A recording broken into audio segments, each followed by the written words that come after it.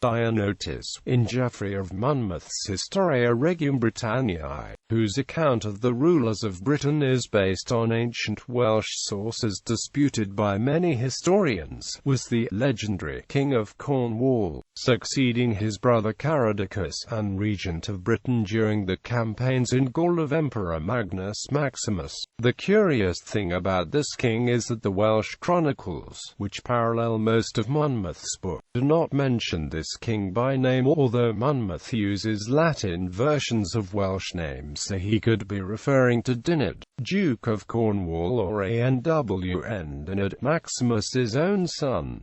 The latter would probably be Conan Meriadoc, another son of Caradoc of Cornwall. Nothing is said of Dionotus until he became king under Maximus. He is first mentioned when Conan Meriadoc, king of Britanniae, sends a request to Britain for Briton women to help populate his country. Dionotus, being extremely noble and powerful, accepted the request and sent 72,000 women to Gaul. The ships, however, became lost at sea, and most of the women died or were captured by barbarians. No further mention is made of Dionotus by Monmouth, but a small group of these women defied Kings Wanius and Melgar of the Picts and the Huns, who attempted to have intercourse with them. The women were slaughtered for their defiance, and the kings invaded Britain from Albany. Britain, due to the war led by Maximus and the tragedy at sea, was empty of all able-bodied men and women. This allowed the two kings room to destroy much of the countryside before any attempt at resisting them could be made. Maximus finally sent a man named Gratianus Municeps to stop the attack by the kings. He was sent in with 2 legions and killed many thousands of warriors before the kings fled off the island to Ireland. Maximus died in Rome soon after, and while no mention is made of Dionotus or his fate, Gratianus took hold of the crown. A passing mention is made in the Historia regum Britanniae to Conan Meriadoc being madly in love with his daughter, Ursula, which reflects the 9th century legend of St. Ursula. According to the legend, Dionotus is asked her hand in marriage by Conan Meriadoc, the pagan governor of Armorica. After obtaining a 3-year delay, she was given as companions 10 young women, each of which had 1,000 virgin handmaidens. They embarked in 11 ships and sailed for 3 years, but when the time came for her marriage, the ships were miraculously carried by a gale first to Cologne, then Bâle and on to Rome before returning to Cologne, where they were killed by Huns.